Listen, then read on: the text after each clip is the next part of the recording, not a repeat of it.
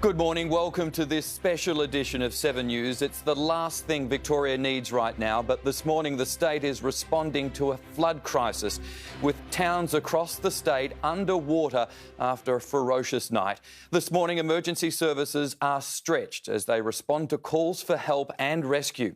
Our reporter Cassie Zervos is in the Gippsland town of Traralgon, and Cassie, there's an emergency warning there right now. Well, Mike, right now I am walking through one of the worst areas hit in Traralgon. You can see how deep this flood water is. It's up to my ankles here today. Just behind me, there are a number of cars that are already written off, and you can see the homes that are completely underwater. There is a mass evacuation here this morning. This morning at around 5:30, dozens of SES crews went door to door, telling families they needed to leave their homes now. Those families are currently seeking shelter at a nearby reserve. They are safe, but of course this is causing chaos here in Traralgon, and no doubt a very busy afternoon ahead for these emergency crews. Mike. Cassie Zervos live in Traralgon. We'll come back to you soon. Thank you.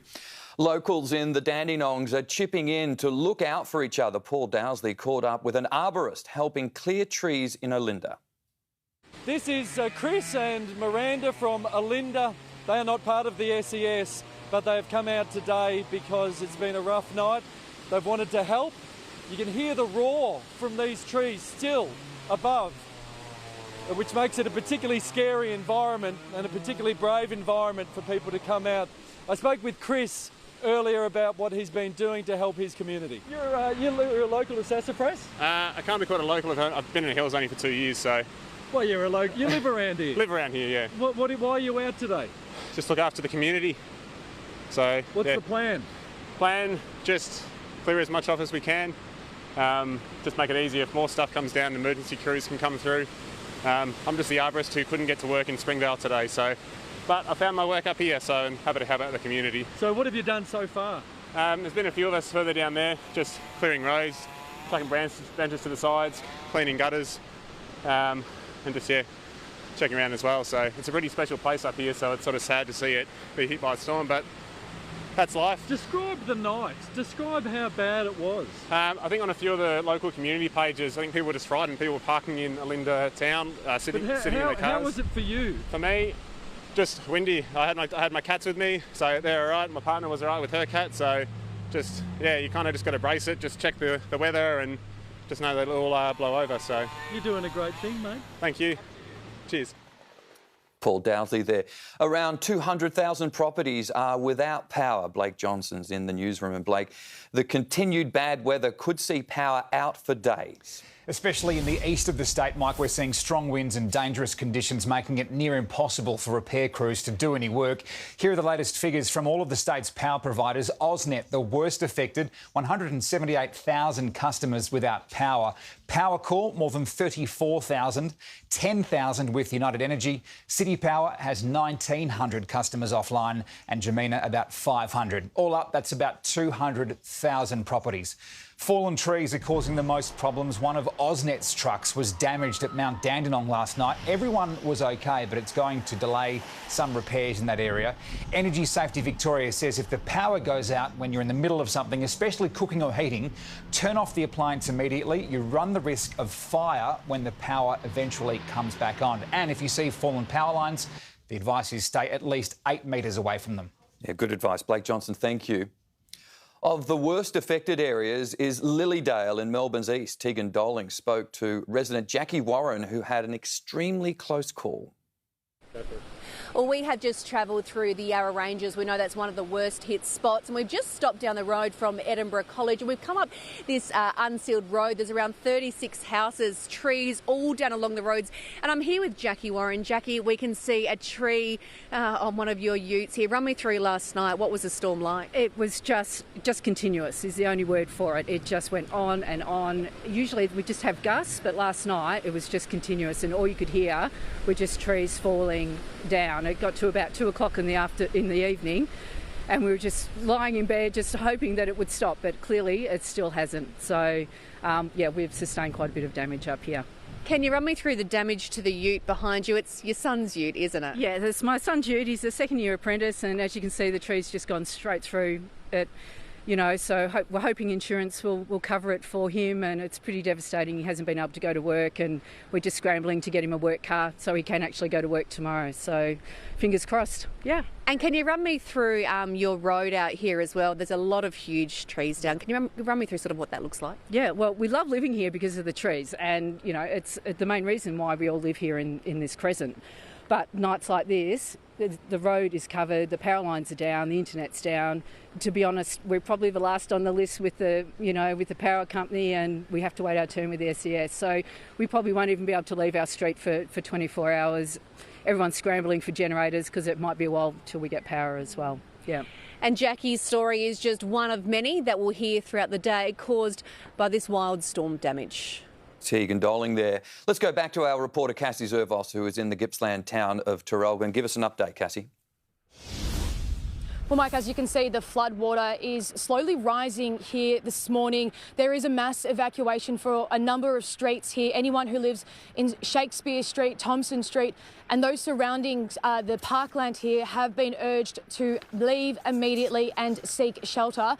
I'm actually joined here this morning with one resident who lives nearby. Sam, how has it been this morning? It's been a bit of a mess, actually. It stopped raining, which is a really good thing, but the water just keeps coming up. The floods just keep higher and higher and higher. And Sam, talk me through sort of what happened this morning when you got the knock on the door from the SES crews. Well, it was my son that got the knock on the door. I was actually in bed upstairs, and I could hear the helicopters, and I knew that the water was coming up.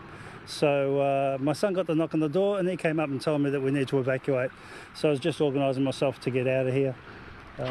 But hopefully it won't come much higher, but who knows? Who knows the way it is. Have you ever seen anything like this before? Not as quick as this. This is the fastest I've seen it rise. I've been at my place for 35 years, and I've seen maybe 6 or 7 floods here, but this is certainly the quickest it's ever risen. Thank you for your time, Sam. Take care. Thank you. And Mike, again, that advice is if you are living in those surrounding streets, Shakespeare Street, Thompson Street, and those surrounding Traralgon Creek Park, to evacuate now and to seek shelter. Yeah, Cassie, as we were talking to you, we're seeing live chopper shots of the damage in Melbourne's east, some extensive damage. But Cassie, before I let you go, you were also caught up in the evacuations last night. You were already in Traralgon ahead of these storms, and you had to get out of your hotel. Yeah, we certainly did, Mike. The winds of up to 112 kilometres an hour were certainly felt here in Traralgon last night. This morning at about 7 a.m, an alarm went off in our hotel to evacuate immediately. We didn't really know what was going on, but thanks to those hotel staff, they told us that the car park was flooding, and it was flooding very rapidly. We were urged to leave immediately, so everyone who was staying in that hotel got their things and just followed those emergency crews out of the hotel, and we got under some shelter and started filming this crazy weather here. Yeah, crazy weather indeed. And again, as we're talking to you, we're seeing some chopper shots of what appears to be a house or a building at least lost its roof. Cassie, you saw Sam there. What's the atmosphere among the community? Because we've suffered so much, especially Gippsland, not only obviously COVID and lockdowns, but also bushfires. How are they holding up? What are their spirits like? Well, the regional Victorians here, of course, this is the last thing anyone wanted, particularly ahead of the long weekend. But the feeling is people are saying they weren't expecting it to be this intense. Of course, there were warnings yesterday, but when they got the knock on the door this morning from SES crews and the chopper that was also flying above homes this morning, looking for people who were trapped, people are listening to emergency crews, but the vibe is emotional. People are losing their properties, cars are written off. So this is definitely the last thing anyone wanted. Oh, I bet. And again, once again, we're watching live pictures from Melbourne's east. Cassie, we had been warned about these storms coming in. Jane Bunn had extensive coverage last night. Were people ready? Were they ready? I don't think so, Mike. I think the vibe was that it wasn't going to be as bad as it is.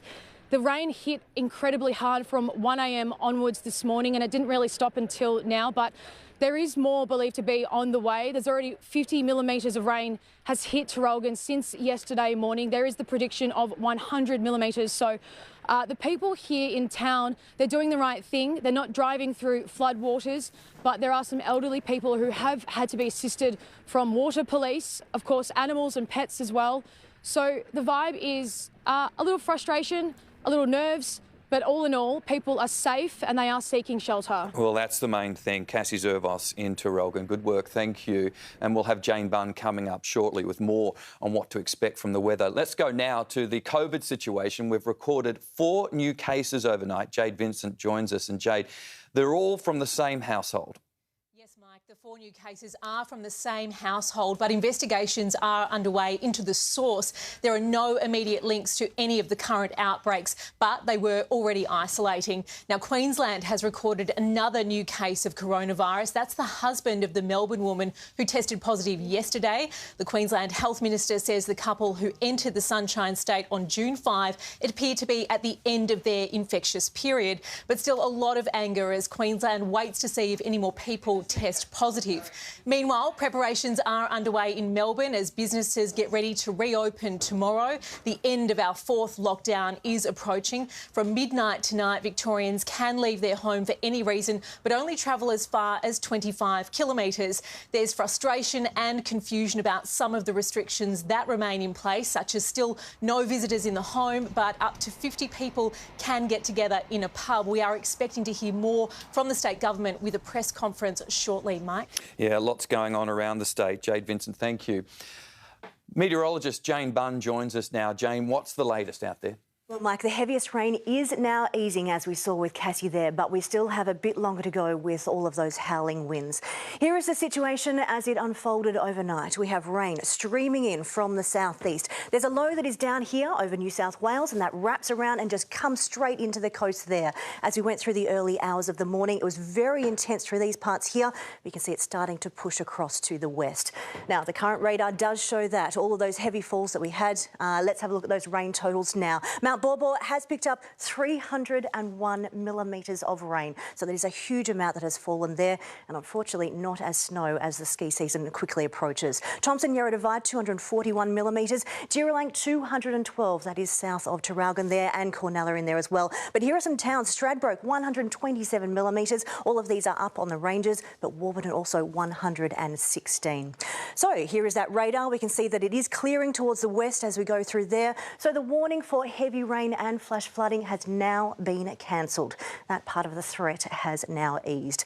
But all of that water has to go somewhere, and the rivers have risen dramatically. There is now major flooding in the McAllister, Thomson, Avon, Latrobe River, Traralgon Creek, and also the Yarra River has major flooding. As we go into moderate flooding, Goulburn River, that's up over the Divide, and Mitchell River, and these are at minor flood warning.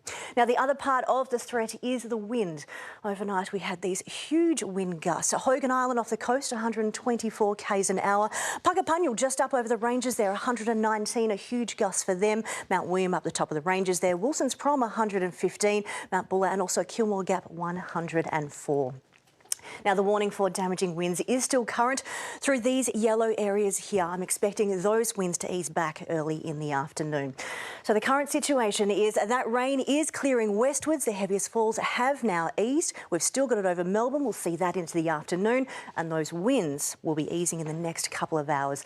I'll have more soon, Mike. Yeah, there's at least some good news in that. I think we've still got some live chopper shots to show it, the viewers of the damage in Melbourne's east. And well, there's trees down. I think the SES has been called to more than 4,000 calls for help, and most of those are trees down like we're seeing there. Of course, trees come down, they bring the power lines down with them, and that's why we've got so many homes without power right now. Jane, 300 millimetres of rain. You said it's in the ranges, but you're right to say that that comes down into the river system. Exactly. That water, once it hits the ground, it has to go somewhere. Those images of those trees there, what happens there? You've got all of that water that comes in, so they become waterlogged, and then you've got the wind gust to actually knock it over. So the trees down was a big factor of what we're looking at here with both of those together. But all of that water that it's up on the ranges, that now goes into the rivers and tributaries, and it comes straight down through. Yeah, I know the Gippsland area well. It does flood at the best of times, so they're in for a tough couple of hours. You said that the warnings have been dropped.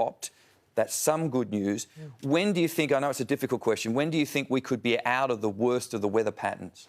Well, the rain now, that one's done. The heaviest falls are gone, so we're clear on that one. There'll be a bit of drizzle as it clears through the afternoon. But the winds, they are still howling. We've got that low still to come out off the coast. Once that finally moves, then those will drop in the next few hours. But I'll be back later in the hour because there is more rain to come on Saturday. Yeah, there's a lot going on. OK, thanks, Jane. We'll see you soon. Let's get an update now on the power situation across Victoria. Steve Brown is from AusNet Services. The scale of this, Steve, is huge. How long until power will be restored to those houses that have lost them? I'm afraid it's still too early to say. We have currently got 170,000 homes and businesses that are without power from the eastern suburbs of Melbourne all the way up into the Yarra Ranges and across to Gippsland. What is your advice to Victorians without power at the moment? We're very apologetic about this circumstance. Unfortunately, the weather that hit and is still currently hitting the state has done a tremendous amount of damage. This is the worst incident on our network. Almost a third of people connected to our network have been impacted by this storm in one way or another, and it is still ongoing. So the number one piece of advice is that you should stay safe if you can do so. Please don't approach or make contact with any fallen power lines or damaged infrastructure, and we will get the power back on as soon as we can. However, it is going to be several days for something. Yeah, several days. That's going to be a long way. Your crews were also impacted last night. Tell us about what happened. So we had crews on Mount Dandenong who were waiting for the wind to die down to assess the damage and possibly make some restorations if possible. Unfortunately, a very large tree came down on their truck, and the crew themselves are fine. But the damage, it just took out the truck, and we had to pull all our crews back from dangerous areas because it's just too dangerous, and it remains very dangerous in significant parts of the state. Yeah, we want them to be safe for sure. Steve, we had a warning that this was coming. How do you prepare for something like this and a weather event like this of this scale? So we made sure that we had appropriate resources to respond. Unfortunately, this hit us at absolutely the worst time. So it hit just after dark when there was a good 12 to 14 hours where it would be difficult for us to assess the amount of damage. But we currently have 250 people in the field and more supporting them from our control centres and depots. We made sure that we had crews positioned on either side of major rivers that could flood and are currently flooding. But the damage is just so extensive that it's going to take us the rest of the day to assess how bad it is before we can provide an accurate estimate of when we'll be able to get people's power back on. You've been very kind with your time, but 170,000 homes, if you're without power right now, possibly facing a couple of days without power, how will you know when to expect to get it back? I'm sure the phones are running hot. We've had over 10,000 calls since midnight into our call centre. We can't give an accurate estimate of when we'll be able to get the power back on at this point. We do, please do encourage everyone who's currently sitting there in the dark and in the cold. We are doing everything we can to get your power back on, but the situation is still very dangerous. There's a strong, steady wind. This isn't like a normal weather front that comes in and passes in a few hours. For the last 12 hours, we've had a strong, steady wind from Phillip Island all the way across to Sale that's just hammered the eastern part of Victoria and hit very hard when it's hit the hills. It's not a weather event like we're used to, and it will take some time to recover. The advice from the Department of Health under the current COVID restrictions is that if the power outage is causing a threat to your health or well-being, that you can go to alternative accommodation. However, it is still very dangerous, and there are trees down and wires down on roads. So please exercise as much caution as possible if you are compelled to do that. OK, Stephen Brown from AusNet Services, thank you very much for your time and good luck to your crews.